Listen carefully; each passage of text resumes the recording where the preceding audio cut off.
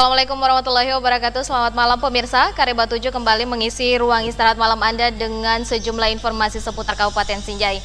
Saya Nurila Mustari dan inilah Kareba 7 selengkapnya.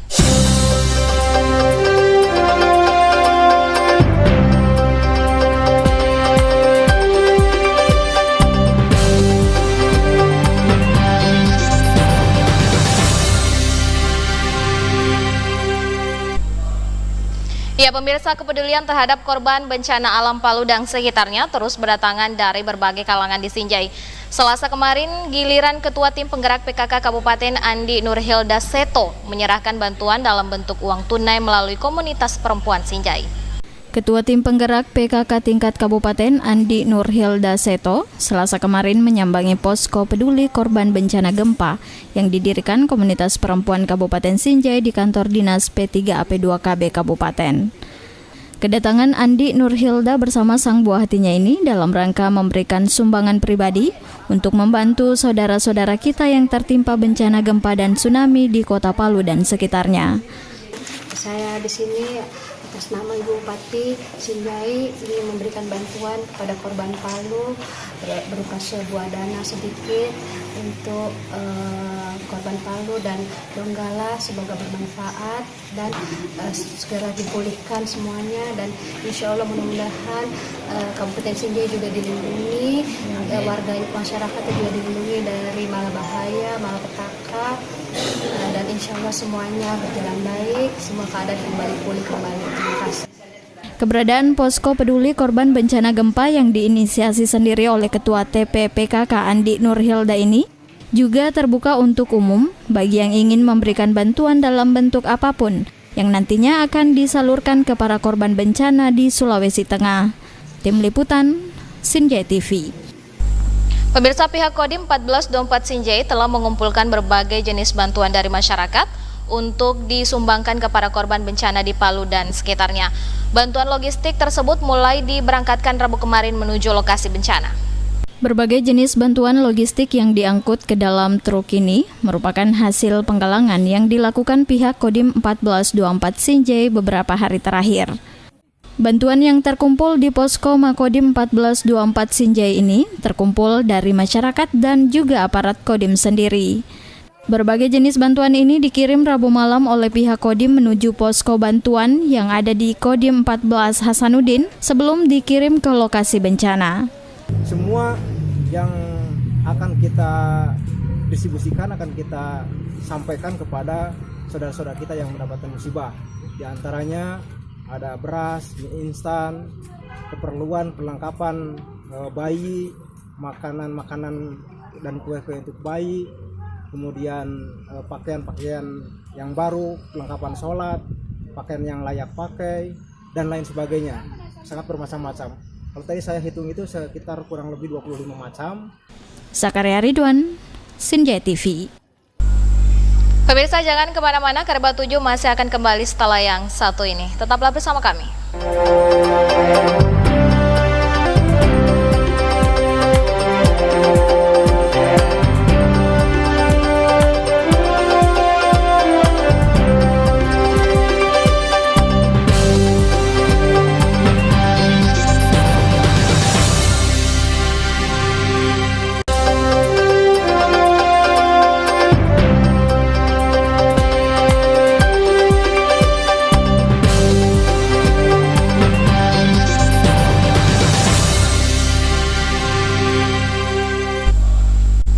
Terima kasih Anda masih bersama kami di Kareba 7. Pemirsa, sudah 2 kali menamatkan peserta didik, namun belum ada ruang kelas.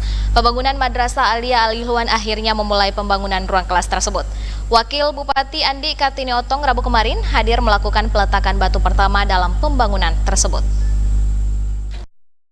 Peletakan batu pertama pembangunan ruang kelas Madrasah Aliyah Al-Ikhwan, Desa Bijinangka, Kecamatan Sinjai Borong, dilakukan oleh Wakil Bupati Sinjai Andi Kartini Otong Rabu kemarin. Madrasah Aliyah Al-Ikhwan yang berdiri sejak 2014 ini sudah 2 kali menamatkan peserta didiknya namun belum memiliki gedung kelas. Dengan didirikannya madrasah ini, pihak madrasah berharap masyarakat Sinjai Borong mendapatkan pendidikan yang lebih baik. Setelah peletakan batu pertama pembangunan Madrasah Aliyah Al-Ikhwan, Wakil Bupati Andi Kartini yang didampingi Camat Sinjai Borong, Sainal, mengharapkan pembangunan dapat terus berlanjut hingga dapat dipergunakan untuk proses belajar mengajar. Saya berharap setelah peletakan batu pertama ini, pembangunan dapat terus berlanjut hingga rampung dan bisa dipergunakan untuk proses belajar mengajar. Namun semua itu tentu harus ada keterpaduan dan kerjasama di banyak sektor, baik pemerintah daerah, Kementerian Agama maupun seluruh elemen masyarakat. Andi Kartini juga menambahkan agar pemerintah Sinjai Borong lebih inovatif dan meningkatkan kualitas pendidikan, tak hanya pendidikan umum, namun juga keagamaan yang menjadi sektor prioritas Pemkab Sinjai di bawah kepemimpinannya bersama Bupati Andi Seto. Saharudin Hasan, Sinjai TV. Pemirsa jangan kemana-mana, kami masih akan kembali usai jeda berikut terkait pasca gempa di Palu.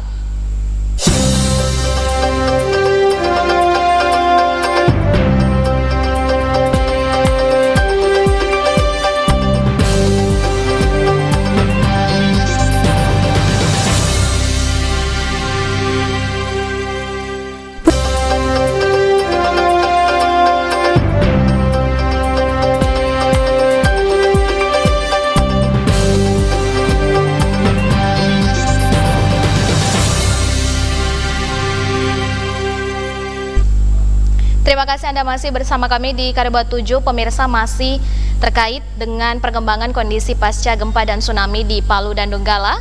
Tim relawan Pemkab Sinjai yang ikut dalam penanganan pasca gempa telah melaksanakan berbagai kegiatan di hari pertama mereka setibanya di Kota Palu. Apa saja? Sudah ada di ujung telepon Bapak Samsul Ahmad dari tim medis. Halo? Ada Pak Sul. Halo, Assalamualaikum. Iya, kita masih mencoba menghubungi tim relawan Pemkab Sinjai. Ada Pak Syamsul Ahmad. Halo, Assalamualaikum Pak Sul.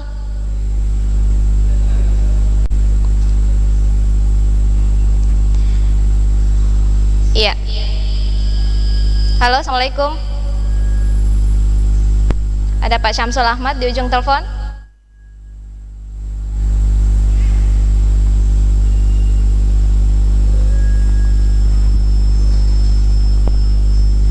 Iya. Halo. Ya, tim relawan Pemkab Sinjai ini sudah tiba di Kota Palu dan sudah melakukan kegiatan sebagai tim relawan di sana untuk pasca gempa dan tsunami di Palu dan Donggala. Halo, Pak Syamsul Ahmad. Assalamualaikum.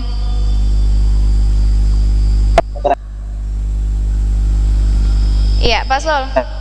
Halo. Pak Sul, selamat malam. Assalamualaikum.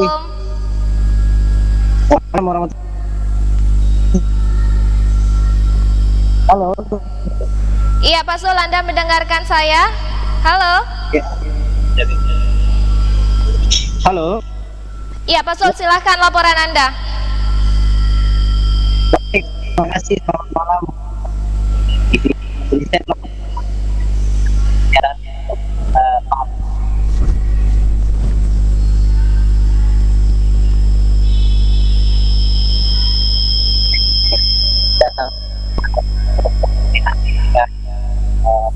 Posko Indo desa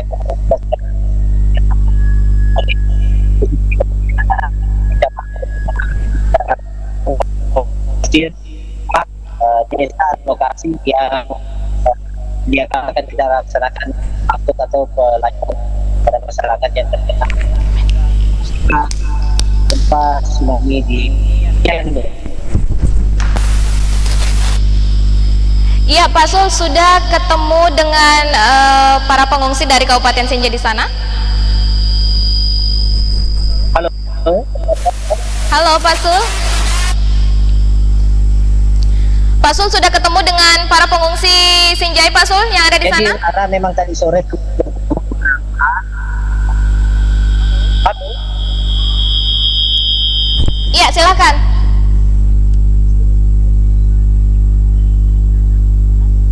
sudah sempat ketemu beberapa masyarakat yang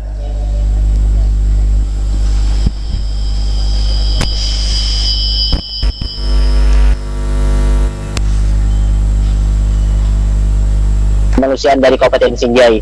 Jadi untuk malam ini mungkin data dulu yang kami perlukan, kemudian besok baru kita bisa melaksanakan pendistribusian. Oke, begitu ya. Pak Sul, masih ada kalau Anda melihat di sana kemarin di perjalanan seperti dari info-info sebelumnya bahwa ada penjarahan yang didapat di sana, Pak, adakah atau bagaimana?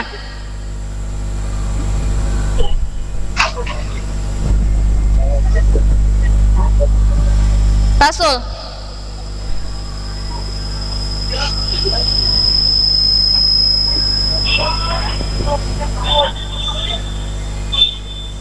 Tadi komunis bagus sekali sih. Pak Sul, situasi terakhir di sana seperti apa, Pak Sul? Jadi situasinya sekarang di sini, halo? Iya, silakan. Iya. Halo? Ada dokter lalu situ apa? Di PMI? Pak Sul, situasi terakhir di sana Pak Sul seperti apa? Jadi saya melaporkan di Dinas Kesehatan Provinsi, situasi terakhir memang masih banyak relawan-relawan yang baru datang dari kabupaten kota Sulsel ini, dan juga ada kami melihat dari beberapa dari luar Pulau Sulawesi. Jadi kemungkinan besar memang ada beberapa wilayah itu belum sempat terjamah dari hasil korban gempa yang ada di Palu, Sulawesi Tengah ini. Jadi kami mungkin kemungkinan besar besok kita akan melaksanakan kegiatan pelayanan yang sesuai dengan akses yang telah ditentukan. Iya, Pak Sul, tadi belum terjawab. Saat Anda melakukan perjalanan ke sana, Anda menemukan penjarahan di jalan begitu? Seperti informasi yang beredar di media sosial? Ya, sempat memang terjadi sedikit insiden, namun biar bagaimana tetap bisa berjalan dengan kondusif. Karena yang kita lewati itu memang ada beberapa daerah yang terkena musibah, sehingga mau tidak mau mereka juga butuh, dan kami sudah memberikan sedikit ala kadarnya, dan alhamdulillah bisa melaksanakan dengan baik. Demikian. Baik, Pak Sul, terima kasih. Kami masih akan terus memperbarui informasi dari Anda.